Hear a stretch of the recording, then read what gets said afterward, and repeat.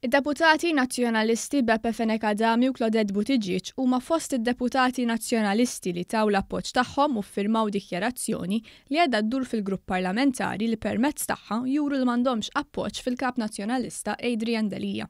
Ir-rapportat dan il-Malta Today b'sorsi fil-grupp parlamentari qalu l-Malta Today ukoll li l-firem kienu din jinġabru mill-President tal-Eżekuttiv tal-Partit Nazzjonalista Mark Anthony Samut.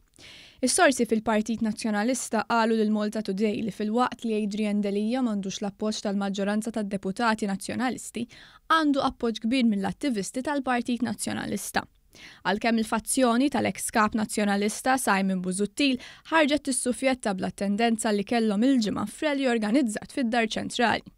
Skont il-fazzjoni ta' Busuttil, għar-rally kien hemm attendenza f'ira ta' 286 persuna biss li attendew biex jagħtu appoġġ lill-kap.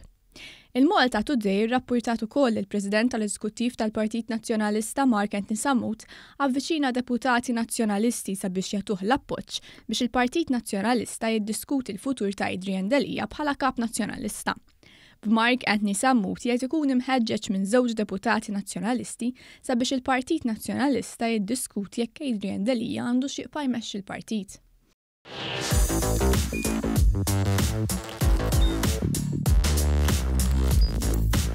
Idħol fuq one.com.mt u hemmhekk tista' tara l-programmi kollha li jxandru fuq One permezz ta' One Play.